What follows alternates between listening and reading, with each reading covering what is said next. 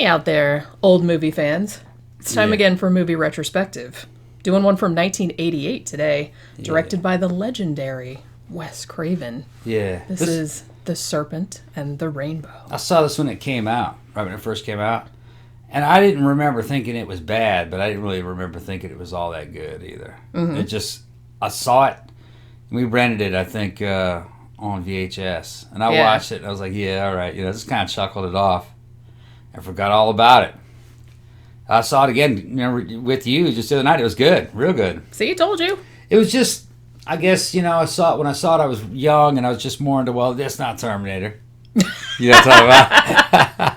Well, that's every movie but Terminator is not Terminator. So did you like every movie you watched? You're like, nah, not Terminator. That's not Predator. Bye. Yeah. Is Arnie in this shit? Yeah.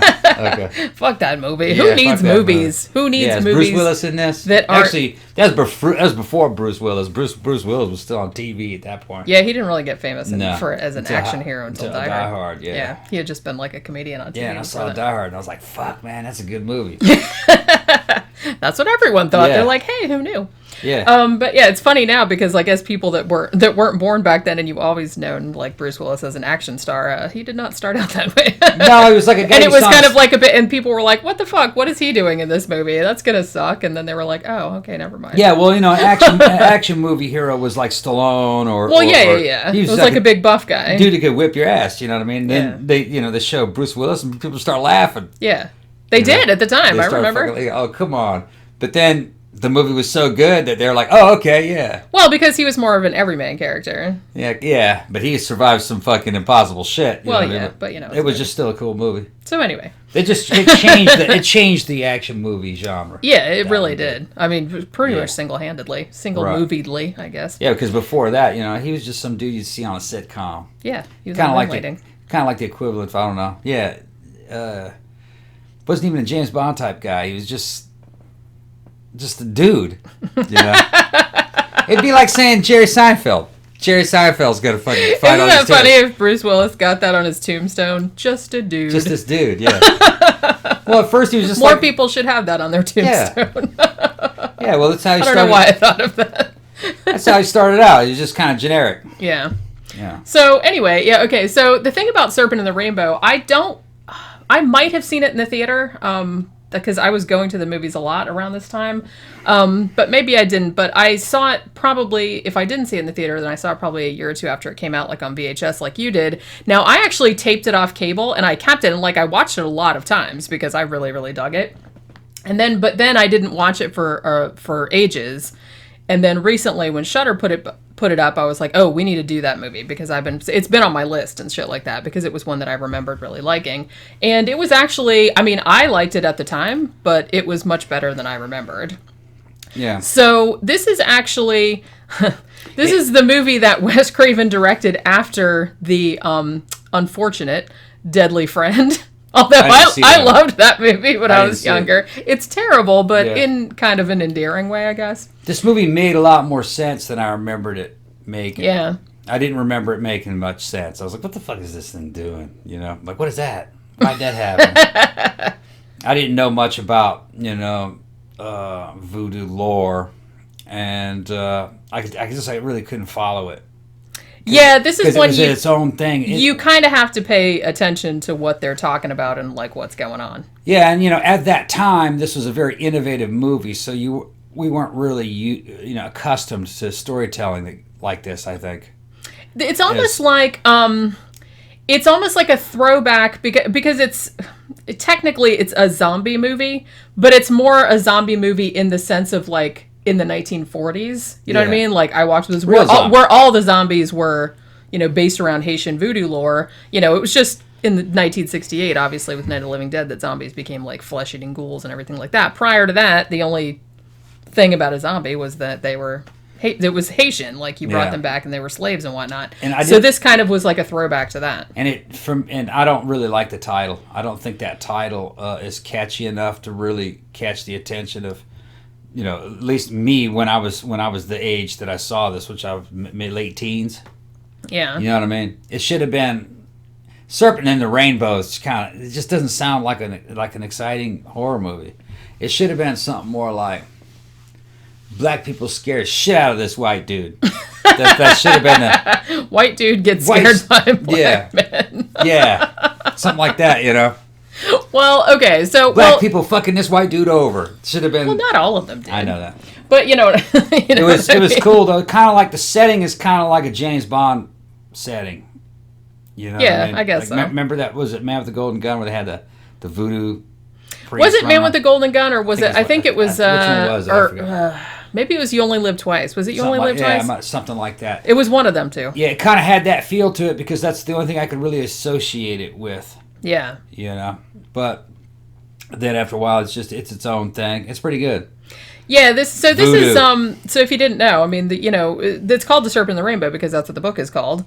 And the book was actually nonfiction, written by ethnobotanist Wade Davis, who went down to Haiti in 1985 and was studying some of the different poisons and was studying this quote-unquote zombie powder and was like figuring out what was in it and how it was used to make zombies. Not in the sense that they were killing a person and bringing them back from the dead, obviously, but how they were making it appear that the person was dead and then bringing them back and how they were keeping the person enslaved.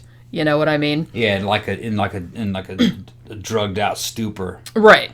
You know, that's what they're doing. Yeah. This dude goes down there trying to figure out the secret of it, you know, and hooks up with this guy who's kind of like a shyster, not real trustworthy, and he's going to sell him the recipe.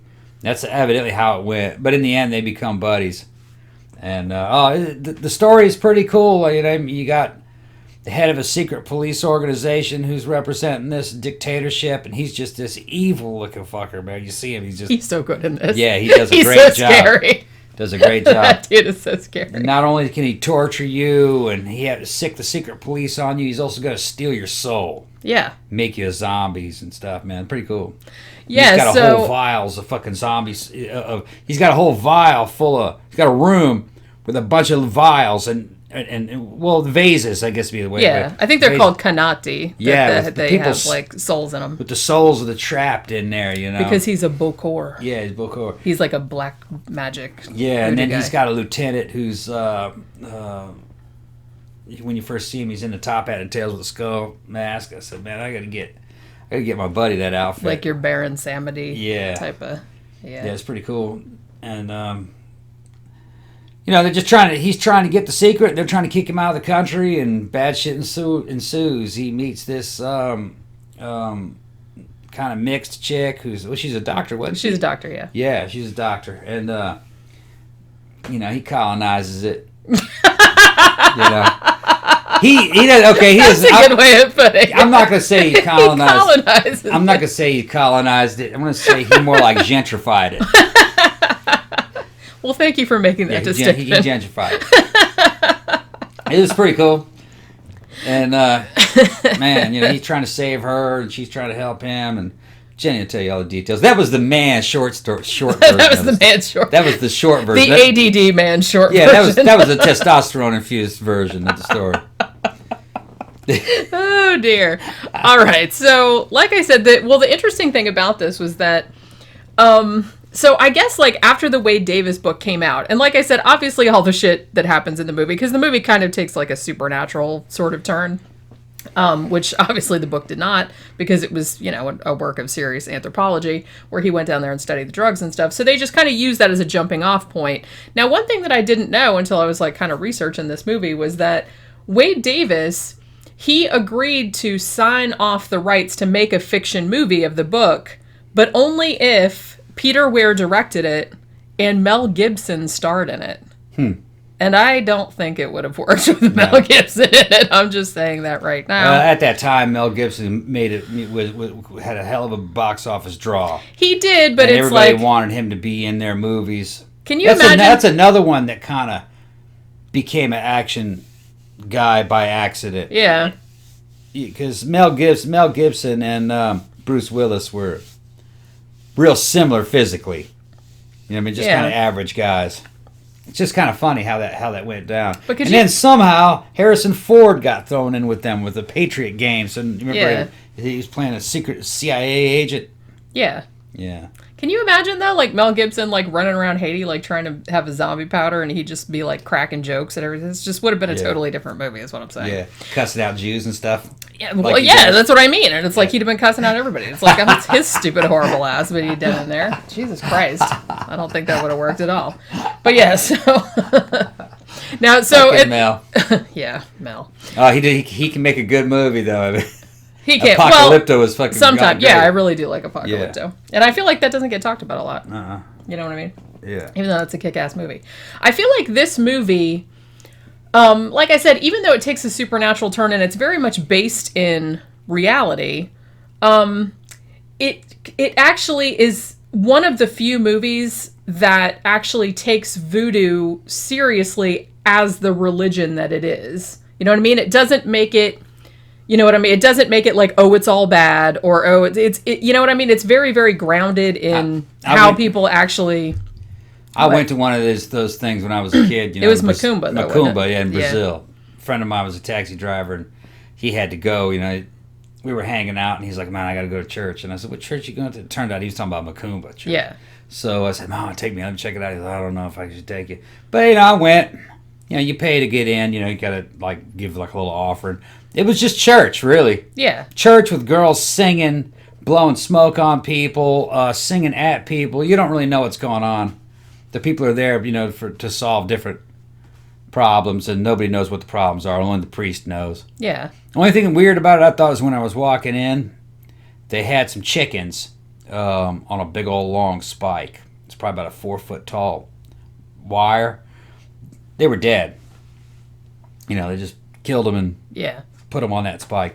But that's just kind of normal. That's, you know, did the same thing, you know, in Judaism, you know, sacrificing goats and that's what burnt offerings. That's why people nowadays think it's weird, but it's really not that weird. No, it's actually quite traditional. And they don't waste it.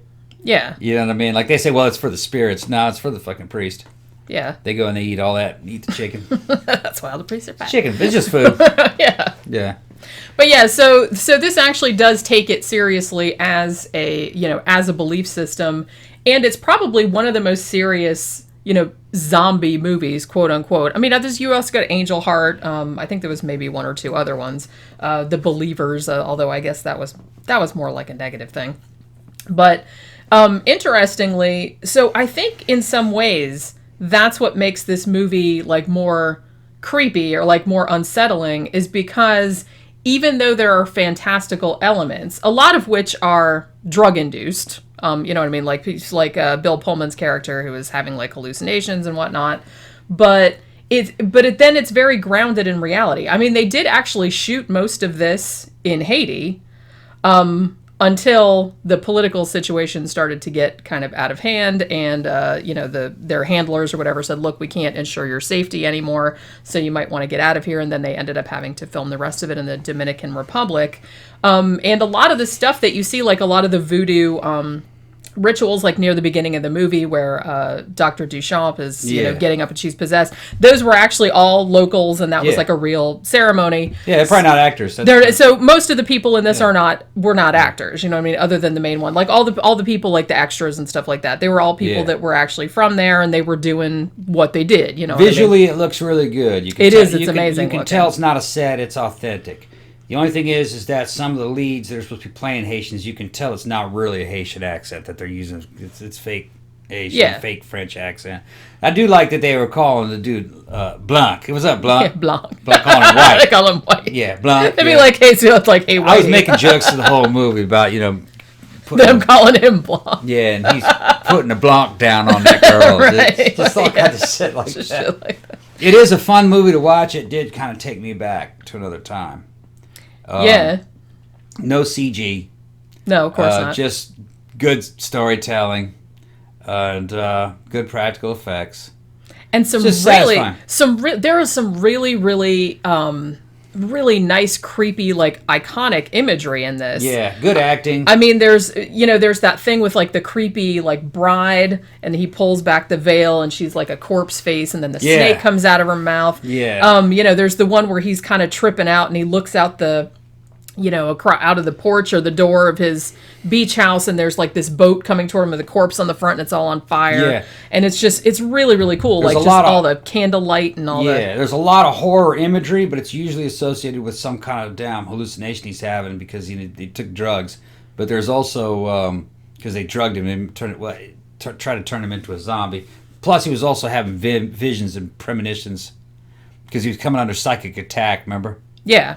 Yeah, so because the main bad guy, and another interesting thing about this too, and they actually were filming this when this was going on, was that this was around the time when there was all the civil unrest, there was all the protests against the dictator, Baby Doc Duvalier, and so actually there's the story of Bill Pullman's character, whose name is Dennis Allen, but he's based on Wade Davis a little bit, but not. He's more like.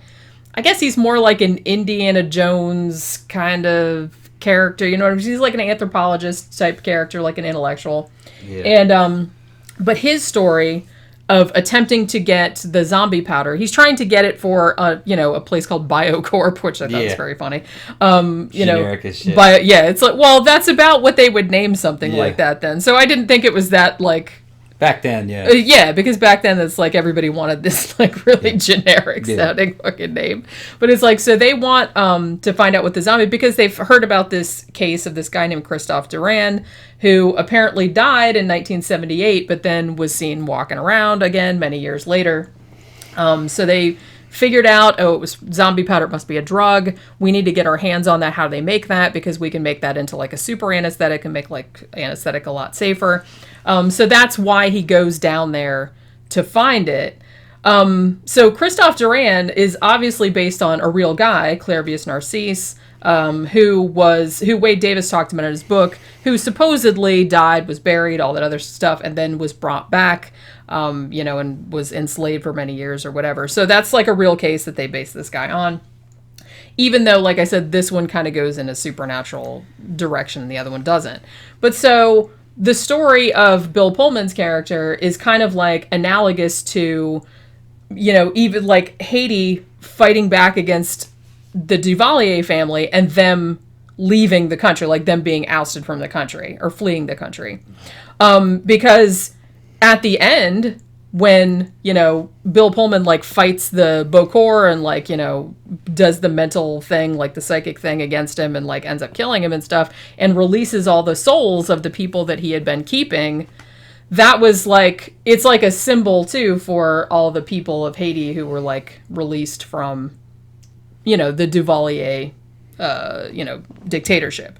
So they definitely like had a parallel going with that type of thing. Even though I think even in the movie they even use like real TV footage of Baby Doc Duvalier like fleeing the country. So I think like when you see that like on those, that's actual footage of that like actually happening.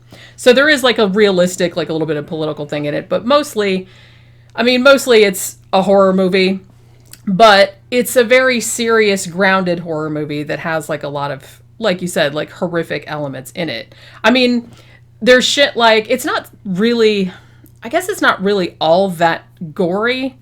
There is a beheading. There's a couple beheadings. One of you don't see them. One of them you just see the aftermath. Bill Pullman does have a nail driven through his scrotum. Yeah, it's awesome. But you don't really see. That's a really good scene, because the guy that plays the head of the Tanta Makut, who's like not only like the head of the military police, but he's also like a Bokor. He's like a black magician, and he can like get inside your dreams and like fuck with your head and shit like that. Yeah.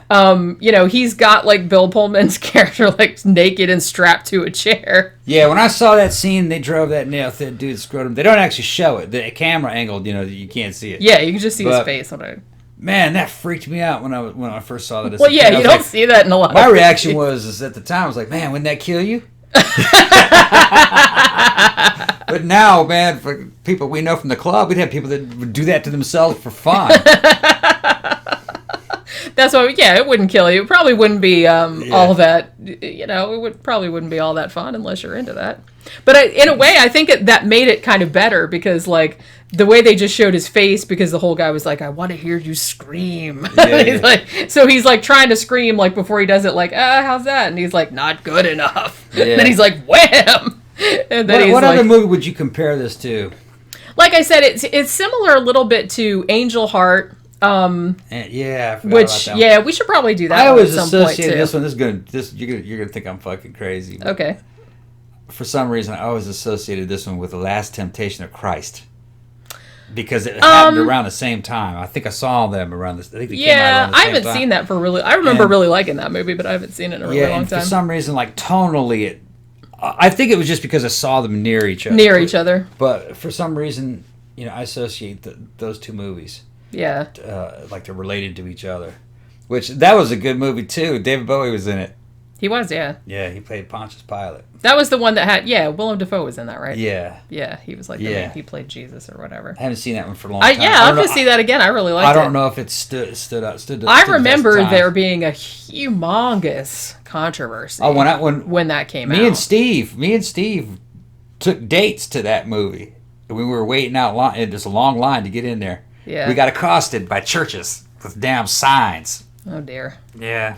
Like those ones that used to hang out in downtown Orlando. Nowadays, they didn't want that movie to come out. They didn't want people to see Jesus on the big screen, which is absolutely... Well, they didn't want to see, because Jesus and Mary Magdalene have sex in that movie, don't they?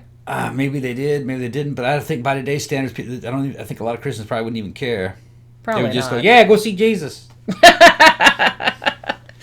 Go see Jesus. Yeah. Yeah, there's Jesus. I don't know. I don't think it might still be, but I don't think it would cause the furor. But that's kind of that. Some people say that's kind of implied in maybe possibly the story anywhere. Maybe you could read that into it. Yeah, but your real hardcore ones don't want to hear that. With all the Merovingians and the Jesus bloodline coming through Mary, you know what I mean? That's all. Well, yeah. That rumors like that are hundreds of years old. It's a lot more acceptable now, I think, after that Holy Blood. What was the fuck was that name? Was that book? Holy Blood, Holy Grail, Holy Christ, whatever the fuck it was called. I don't remember. Yeah. And there was like a big thing about that. Yeah, you have devout Christians going, I hope Jesus' bloodline is still around. Because that means I could be related. Yeah. So people's attitudes have really changed about that kind of shit. A lot, yeah. You still have like some fringe wackos, but you know what I mean. It's not like it was in the 80s. Yeah. I mean, when Last Temptation of Christ came out, when did that come out? 88, 89, something like that. And I remember people were freaking out. They were freaking out about this movie. The best religious movie of all times, though, it's got to be Noah. He loved Noah. I love that one. The Darren Aronofsky one. That's like some shit straight out of fucking Prometheus. It's so weird. It's weird. I love it. But I like Darren Aronofsky. That's what they're talking about, though, in Genesis. That's what they're talking about. But yeah. So anyway, like I was saying, like this is very much like I said, kind of like Angel Heart, or it reminds me a lot of kind of maybe in the pacing or kind of the atmosphere of it or something. It kind of reminds me of like some of the 30s and 40s, like what's like I Walked with a Zombie and White Zombie and stuff like that. A little bit like that, just in the sense that you get the sense of, since they really filmed it in Haiti and they really used like all the locals as extras and they tried to make it as realistic as they could make it within that framework. So you really get a sense of place and you really get a sense of this shit could really happen, kind of, in a way that you don't get from a lot of other horror movies. That's why I said that it kind of reminded me of a James Bond movie. I mean, James Bond went to Haiti. Yeah. But James Bond movies are very location-centric. They are, yeah. And this movie's like that, too. Is that because it's actually happening in its proper location, as far as you know. You don't know that they moved the film crew, but because it all seems to be Haiti. Some of it is Haiti. Yeah. And it just gives that feel to the movie. You could not replicate that tone without actually filming it there. With actual people, real Haitians. Yeah. And real, voodoo people beating on drums and stuff, and having because look, I mean, some of the the it's almost like a damn documentary. It is kind of. It has that look to it, but it's really, I mean, like I said, it's got such great imagery, and it's just really beautiful. Like everything is just by candlelight and fire, and then there's just all these real everyone doing the the ceremonies, and they all have red on, and it's just and they're all dancing and sticking needles through their cheeks and stuff like that, crunching glasses. Yeah, and there's this one really gorgeous shot where they're all it's like a funeral procession, and they're all wearing white, and they're all carrying candles, and they're all just going through the through the fields or whatever, and it's just this really nice long shot, but it's just a really, really nice shot. And like I said, this film also not only plays on, I guess, various fears of getting a nail put through your scrotum, and spiders, snakes, lots buried of things alive. Buried alive. This movie, the one scene in particular where Bill Pullman's character, Dennis Allen, he gets warned again and again by the Tonton Macoute, get out of Haiti, but he won't go because he needs the zombie powder. And then eventually he leaves, but then he comes back because he has to save Dr. Duchamp, who he feels is in danger. So at one point, the Bokor has somebody blow the zombie powder on him, which is another scary thing because the shit soaks through your skin, right? And then you die, or it looks like you die. You go into a cataleptic state, and then you get buried because everybody thinks you're dead. I mean, at the beginning, they show somebody they think is dead. They're fucking, he's got no heartbeat. They stick a fucking pin under his eyeball, and he doesn't react to it. So obviously they're going to bury you, even though you're still in there and you're still aware of what's going on, which is horrifying.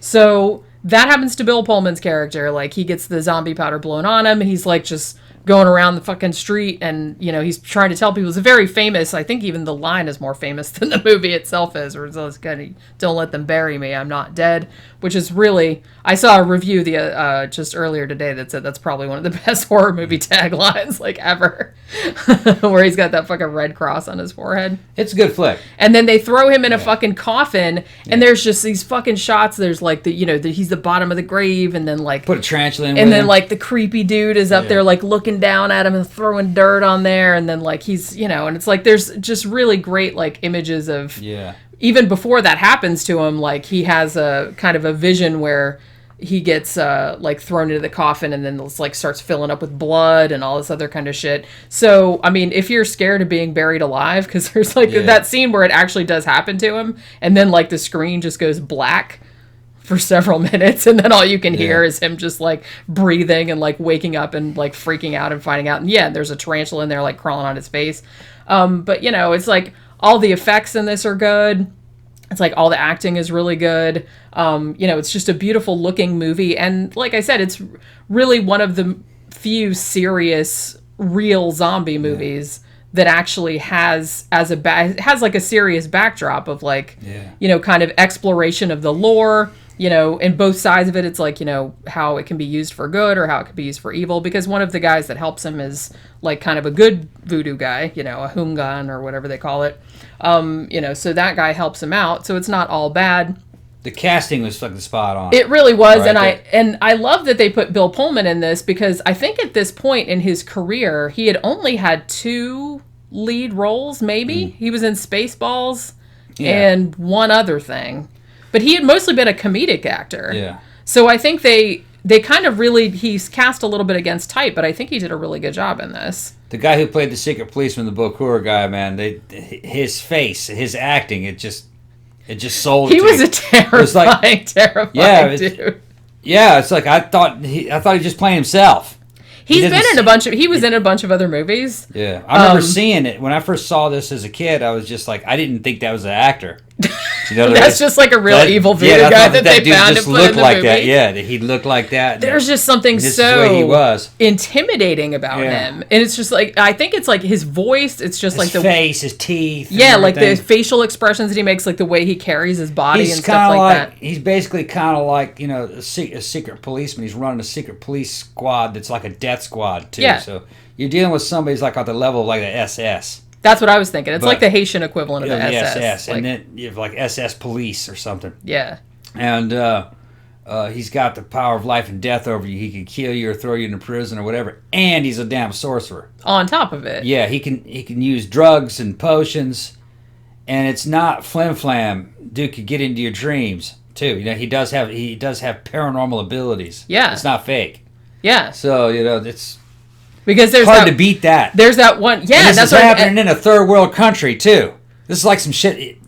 And Bill Pullman is like, he doesn't really know that many people there. You Basically, know what I mean? if you take this story and put it in a galaxy far, far away, you're talking about Darth Vader. Yeah. You know, basically. Yeah, he is like that. Basically. He is like that. He's the Haitian Darth Vader. Yeah. And, yeah. Or, you know, Thulsa Doom. Yeah. From Conan. He comes across like that too as well. Yeah, that's the thing. It's like he has everything. So it seems like he seems like an unbeatable foe in a lot of ways because he has magic powers. I mean, there's that one fucking great scene where, like I said, they're trying to get Bill Pullman to leave Haiti and he won't leave for various reasons. And, you know, so he's starting to threaten him. And he just has this great thing where he says, "Oh, Dr. Allen," you know what I mean? He's like, "Did you dream about this, that, and the other?" "No, you dreamed about this and that." He said, "I know because I was there." Yeah. And it's like, you know what I mean? Because he could like, and he's like, and I could be there every time. Like, so he could like fuck with your mind like forever. And there's even a scene in it too, like after he leaves, after he gets the zombie powder and like leaves Haiti the first time, because like, you know, he has to go back at the end. But after he leaves the first time and he goes back to Boston and he's at a dinner party with his friends, they're like celebrating, oh yeah, he got the zombie powder or whatever. So he's like with his colleagues, and the woman at the, like the wife of his colleague or whatever that's at the dinner party, she gets possessed by that guy who's back in Haiti. Yeah. Like she starts freaking out and like chewing on glass and stuff. It's kind of a weird dynamic, you know, being an American, you see like this happening in a third world setting. These guys got fucked up clothes. They don't really have any money. Their government's falling apart. There's no infrastructure. How could this guy really have any true power? No, he's got supernatural power. Yeah. You know what I mean? And he could like he could possess somebody like thousands of miles away. Yeah, that's a damn sophisticated weapon. Yeah.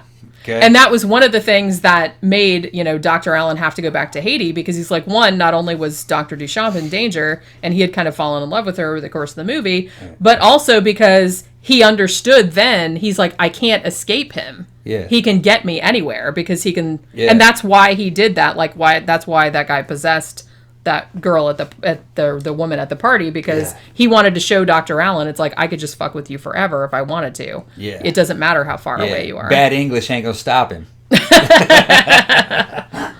goddamn right. But yeah, so seriously, I feel like, I mean, obviously Wes Craven, you know, he's made like a shit ton of good movies. Mostly, you know, his best ones, Nightmare on Elm Street, Scream. But he's made like a lot of other really good ones in there that I feel are kind of like not all that talked about or not that, and this is kind of one of them. I'm going to say, you know, having not seen this one in a long, long time and forgotten all about it, not really walking away with it being all that impressed, seeing it now, I'm like, damn, I can't believe that I didn't appreciate this at the time. It's a great movie. It definitely is. And it's one, I can see how, you know, if you're younger and you're not, it wasn't even really a typical horror movie for its time. Right. It was, like I said, it was much more serious, and it's almost kind of like an anthropological adventure mystery movie with horror elements on top of it, rather than being just like a straight up traditional horror movie. But it's aged well. It really has. I think it you know, it really plays just as well, and like I said, I liked it even better now than I did like when I saw it back in the old days. I think it might play better now. Yeah, it might. Because, you know, I remember it being very ahead of its time in the way the storytelling when everything was written out. Yeah. It was very weird when we saw it. Yeah. I remember thinking it was weird. It had an experimental feel to it. It did. At that time. Like a little bit of an art house. Right. But you look at it now and it's actually just kind of like superior to a lot of the garbage that they make today. You could easily play this in the movie theater right now and get people to go see it. Yeah. Just like, you know, when they replayed Shining, people went to go see it. And yeah, it was full. It was full. They replayed Alien, the very first Alien, and it was great to see that on the big screen. Yeah, I was really happy to see that. And there were like kids in their late teens going, "This movie is so scary. I never seen it." Dude, sit down, man, sit down. Watch the movie. Weren't you traumatized by this movie when you were a kid? And I went, no, we were men back then, man. We were tough. You wouldn't traumatize me watching a damn movie, man. It's a movie, man. He was soyed the fuck out. But you could play this today, and people would enjoy it. Now that I'm thinking about it, Serpent and the Rainbow, this has almost a Candyman kind of vibe. Yeah, I was going to say that. Because it has that anthropological urban legend. I was thinking that, but I didn't know. Maybe it was just because it had two black villains. I didn't know. No, I thought, like I said, I think something about the tone and the writing style of the damn That's movie. what I mean, and I feel like because it had like an anthropological focus, I think is what I was thinking of. You know what I mean? Because in Candyman, where she was like, she researched urban legends and she was like trying to figure out. So this is almost kind of like the same thing where he's going to like find this fucking. We first heard about this when we were in high school, and it was other high school girls that recommended it to me and Steve. They were just saying that it was, and to us back then, it was like an experimental new movie, almost kind of like art house, and it was high tech in many ways in the way that they're telling the story. Because you got to look at what was around at that time. Yeah. It's pretty simple stuff. Ghostbusters, that kind of stuff. Although this was 4 years after Ghostbusters. That's what I was saying. Yeah. So Ghostbusters would have been kind of like the standard for a Hollywood type movie.